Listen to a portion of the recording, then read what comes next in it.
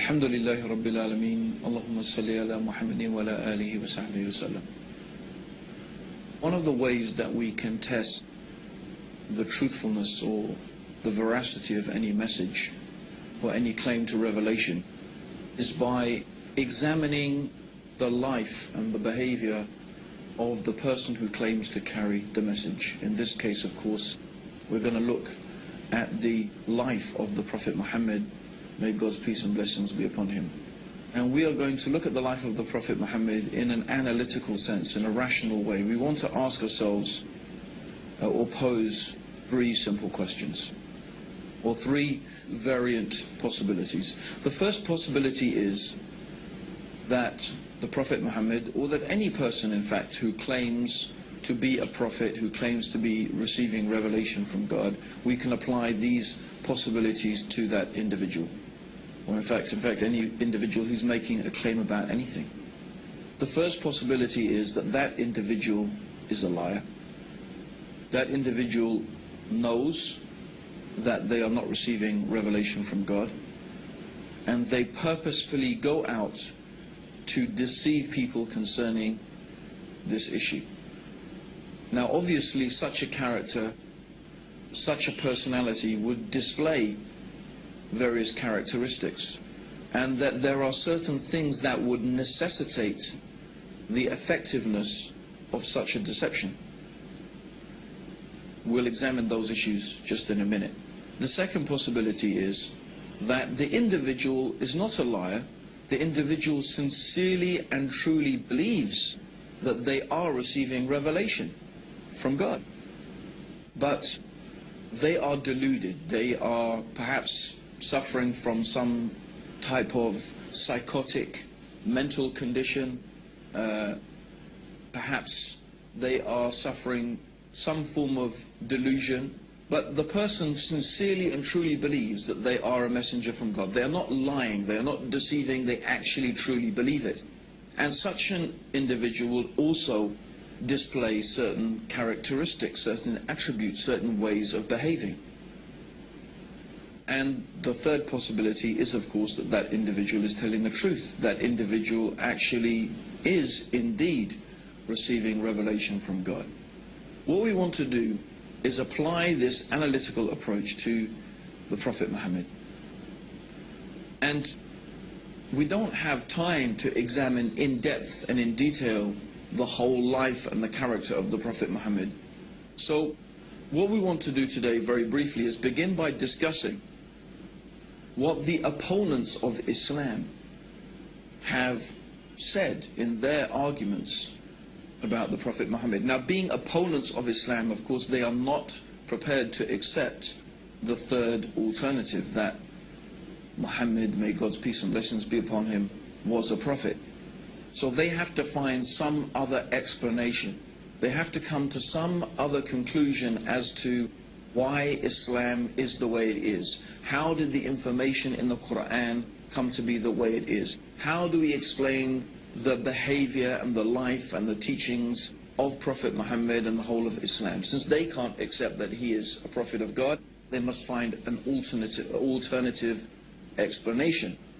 Now, one of the oldest polemicists against Islam was a man called John of Damascus. John of Damascus was a monk who wrote some of the first actual written attacks against the Prophet Muhammad. Of course, in the life of Prophet Muhammad, he suffered many attacks and many insults and many abuses by the Quraysh. But this was the first constructed attack against the Prophet Muhammad, and even these writings exist today.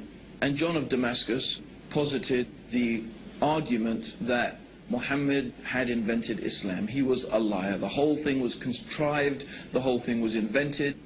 And in order to explain the information in the Quran, John of Damascus said that the Prophet Muhammad learnt it from a Nestorian priest. A Nestorian priest, the Nestorians are a sect of Christianity.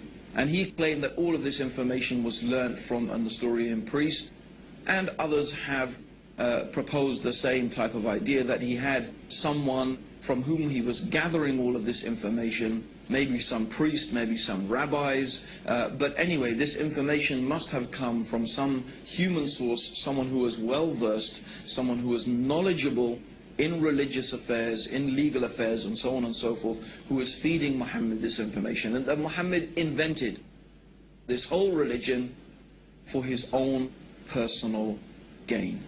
So this is one proposition. Now, some modern writers have taken that same approach, but they have tried to give the cloud, as we could say, a silver lining. They said, yes, Muhammad invented Islam, but his intentions were good. He invented it because he found his people in such a bad condition that he wanted to improve their condition, and he decided that monotheism and removing them from idolatry was the best path to their reformation. But it still leaves the question, from where did Muhammad get this information from that we find contained in the Quran and in the teachings of the Prophet Muhammad? It still leaves us with the position that he must have lied, he must have invented it, he must have got that information from somewhere. So this is one particular group of writers have gone down this line. And they obviously will not accept that the Prophet Muhammad is a messenger from God. The other group has taken a different approach. They examined the life of Prophet Muhammad, and they said that, well, everything we can see about this man, from his character, from his personality, from the way that he behaved, from his personal characteristics that he displayed to his wives, to his companions, and so on and so forth, shows that this man genuinely believed that he was a messenger of God, because he did not behave in the manner and with the characteristics of a liar. In fact, as we have previously mentioned, he was known amongst his people for his truthfulness, his trustworthiness, and his honesty. One of the nicknames that the pagan Arabs had given to Prophet Muhammad before he claimed prophethood was Al-Amin. And Al-Amin means in Arabic the truthful and the trustworthy. He was well known amongst them for his honesty, his truthfulness in his dealings, and his sincerity. And these characteristics the Prophet Muhammad continued to display throughout all of his life. And so they said, well, the Prophet Muhammad manifested this apparent and obvious sincerity and truthfulness. We don't find duplicity in his character. We don't find deceitfulness in his character. So they said, no, we cannot accept that the Prophet Muhammad was a liar. Therefore, we believe that he was deluded. He was suffering from some psychotic condition, some form of epilepsy, some neurosis that made him believe that he was a prophet, but he was a very sincere individual, although concerning the issue of being a prophet of God, of course, we don't accept that. This is what they claim. Therefore, they explain the life of Prophet Muhammad, and they explain him by saying that he was suffering some type of delusion. Now, what is interesting is when we bring both of these two ways of describing or explanation for the life of Prophet Muhammad together, when we bring them together, we are left with a problem. And the problem is this, is these two different ways of examining the life of Prophet Muhammad actually contradict each other. The first one says that we need to explain the information in the Quran. We need to explain its deep knowledge of theology, of philosophy, of law, of religion, of history, of science, and all of these things are manifest and clear in the Quran. Where did this knowledge and information come from? These people say, well, the Prophet Muhammad must have learnt it from someone. But the other is that the Prophet Muhammad was honest and truthful and trustworthy. So on one hand, we need, or the people who are trying to attack the Prophet Muhammad and say that he's not a prophet, they need on one hand to say he was a liar, and they need to say that to explain the information in the Quran. On the other hand, they need to say that he was deluded, because that's the only way that they can explain his truthfulness and his sincerity.